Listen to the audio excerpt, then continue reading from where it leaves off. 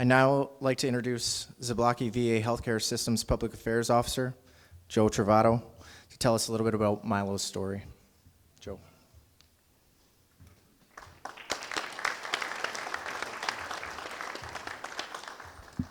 All right, so let's talk a little bit about the history of what Milo did in late December of 1944. So if you're familiar with World War II history, you know that by December of 1944, the Allies, having broken out of the hedgerow country of France following the D-Day landings in the summer, had pushed into Belgium as they drove toward Germany. In a desperate last-gasp bid to force the Allies to the negotiating table, the Nazis launched a winter offensive with the intent to split the Allied forces and capture the strategically important city of Antwerp and threaten to upend months of Allied progress. As Christmas 1944 approached, Private First Class Milo C. Humphrey and the 551st Parachute Infantry Regiment, attached to the famed 82nd Airborne Division, were on the northern edge of the so-called bulge created by the German defense offensive. On December 23rd, Milo found himself in Lannion, Belgium, where without any orders to do so, he elected to stay even after the town had been captured by the Germans. Milo's truck, full of ammunition, had slid into a ditch. He was ordered to stay with the truck until a reserve unit could arrive and help pull him out, while the rest of the 551st rushed to the front. Before friendly forces could arrive, elements of the 2nd SS Panzer Division arrived in Lannion. Electing to stay behind, Milo destroyed his truck and hid in the city. He literally became a one-man army with his harassing actions within the city while it was occupied by the Germans. He destroyed multiple armored vehicles, neutralized an enemy machine gun position, and captured many enemy soldiers while also guarding a church so the local townspeople could celebrate Mass secretly on Christmas Eve. It's pretty awesome stuff. He ultimately received the Distinguished Service Cross for his actions on December 23rd and 24th of 1944, one of our nation's highest military honors for valor. His citation, presented in June 1945, read, "The President of the United States of America, authorized by Act of Congress, July 9th, 1918, takes pleasure in presenting the Distinguished Service Cross to Private First Class Milo C. Humphrey, United States Army, for extraordinary heroism in connection with military operations against an armed enemy while serving with Headquarters and Headquarters Company, 551st Parachute Infantry Battalion, attached to the 82nd Airborne Division, in action against enemy forces on 23 and 24 December 1944 in Belgium. Private First Class Humphrey, on December 23rd, elected to remain in Lannion after its capture by German armored elements, despite the fact that he had not been ordered to do so. His harassing actions within the city during that entire time it was occupied by German forces at great risk to his life resulted in the loss of 2 German half-tracks, a machine gun position, and a German officer and 2 enlisted men. His prompt action in warning Allied forces of the presence of this German force prevented the loss of many Allied vehicles and the loss of lives of American soldiers. Private First Class Humphrey's extraordinary heroism, personal bravery, and zealous devotion to duty exemplify the highest traditions of the military forces of the United States and reflect great credit upon himself, 82nd Airborne Division, and the United States Army. So that was his Distinguished Service Cross citation from 1945. Humphrey's unit, the 551st Parachute Infantry Battalion, suffered through miserable conditions during the initial days of the Battle of the Bulge. One GI described it as, quote, this is from a diary, "No sleep, frozen feet, trench foot, knee-deep snow, cold food, and hallucinations." The unit had actually been trained to fight in the Caribbean, of all places. So finding yourself in frozen Belgium must have been quite a rude awakening, as evidenced by its unit patch, though, featuring a palm tree. But it was ultimately assigned to the European theater. And after jumping into southern France in August 1944 and seeing their first action in the French Alps, the 551st was summoned in December 1944 to help stop the German offensive. The battalion entered the Battle of the Bulge with nearly 650 troops. After suffering a tremendous amount of casualties during the battle, only 114 soldiers remained by January 7th, 1945. Do the math. That's pretty horrific. The 551st disbanded by the end of the month, and its remaining soldiers were absorbed into the 82nd and 17th Airborne Divisions for the remainder of the war. Our local hero, Milo, was one of 2 soldiers in the unit to earn the Distinguished Service Cross. In 2001, the unit finally received accolades it deserved when the Army Chief of Staff awarded the 551st the Presidential Unit Citation for its actions during the battle. Milo's story is something for Green Bay to be proud of. It's a story of bravery, personal sacrifice, and devotion to duty that reflect the highest traditions of the military and have left an indelible mark on both our community and our nation. So, ladies and gentlemen, at this time, would you please join me in pausing to observe a moment of silence in honor of Milo C. Humphrey, the soldiers of the 551st Parachute Infantry, and all veterans who have served and sacrificed on behalf of this great nation.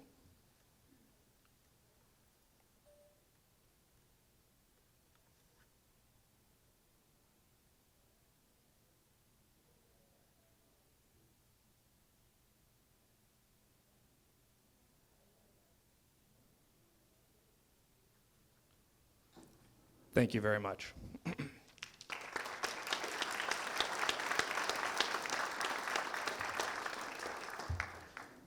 Thank you, Joe.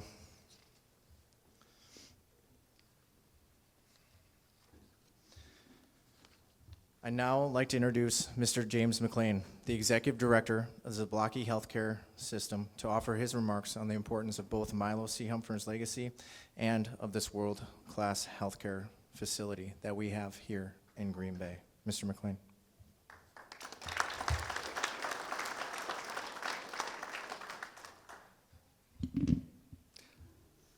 Thank you very much. Before I make remarks about the great service that's provided to our nation's heroes, I'd just like to talk about a connection. 39 years ago, I was fortunate enough to go to jump school. And at the time, it was at Fort Benning, Georgia, for all who have been there. And one of the things that was emphasized to us almost from the beginning was our lineage as paratroopers, and that the reputation that was earned by the American paratrooper during World War II was we were the devils in baggy pants, that we overcame tremendous odds, and we won. In reading Milo's story, it's obvious. He was one of those individuals who created that reputation. He was one of those that stepped forward and served his nation with the ultimate heroism. I guess the other thing I'd like to note is in the engagement between Milo, a single paratrooper, and an SS Panzer unit, in some ways the outcome was sort of preordained, because against Milo, they were outnumbered. So it truly is a pleasure to be here. I want to thank all of our veterans for your service to our country. I want to thank the family of our veterans for serving and supporting all of our veterans. To all of the distinguished guests and our volunteers, thank you for making this happen. And to all of the employees, thank you for the great service you provide to our veterans in supporting one another. God bless you all, and have a happy holiday season.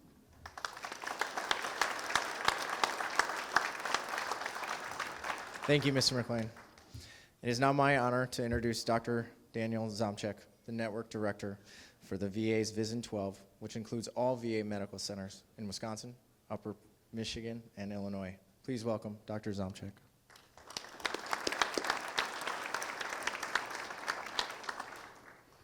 Hi, everybody. Thanks so much for holding this event. Wow, it is the Battle of the Bulge is something you literally read about in history books, and I love the recap of what about what Milo, I'll say, has accomplished and what he represents. I got to be part of the Milwaukee system and be up here in Green Bay for a number of years. I got to serve as the medical center director over Zablocki prior to Mr. McLean taking over, who's doing a fantastic job, by the way. And I just love this place. It's just the community up here is fantastic. The staff is just incredible.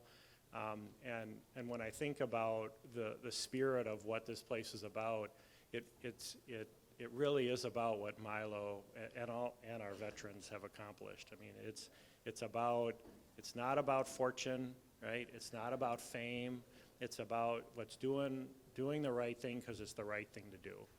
And that's what, I hear Milo's story exemplify. And frankly, I believe that's what the VA organization exemplifies as well.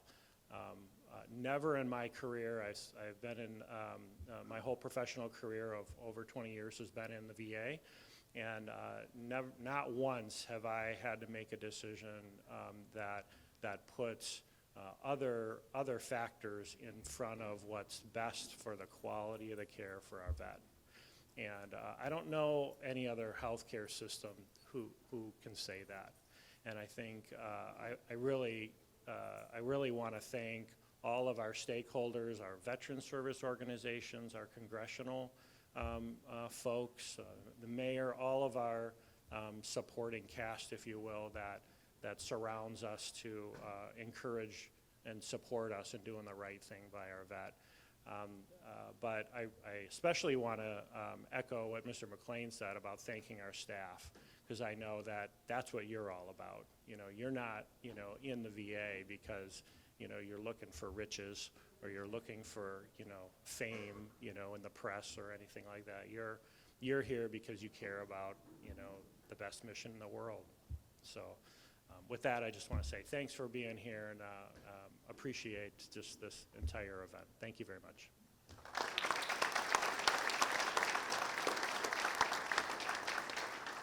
Thank you, Dr. Zomchek. The effort to put this ceremony together began last spring when our public affairs officer, Joe Travato, had a conversation with the Hempner family about commemorating the 80th anniversary of Milo's heroism in Belgium. When this facility opened and dedicated to Milo in 2013, a plaque was hung at the front entrance. Unfortunately, that plaque fell and was damaged off its display. As the 80th anniversary approached, we worked together to repair the plaque and permanently display it in a prominent area here for all to see and take pride in when they come to this healthcare center to receive the world-class healthcare. Over the past several months, our staff here at the Green Bay facility has been working to repair the plaque and restore it to a prominent location. We also want to thank the Hempner family, who was kind enough to donate photos and artifacts of Milo's time in the Army for a brand new display dedicated to Milo, which now includes the Distinguished Service Cross presented to him in 1945. So today, I'd like to introduce Kyle Newkirk, a volunteer services specialist here at the VA's Northeast Wisconsin Ambulatory Clinics. Kyle has worked tirelessly for months, along with a lot of others and myself, to painstakingly assemble this display, which now has a permanent and prominent location here at the Green Bay Healthcare Center for all those who enter the doors to see. Without further ado, let's unveil this fantastic new display and formally rededicate this facility in honor of Milo. Kyle. So I'm going to turn over the microphone to Kyle to do the honors and then tell us a little bit more about the display for this rededication. So, Kyle, Mr. McLean, if you want to come on up. Jerry, I'm going to move this over a little bit. Here we go. Here's the unveil.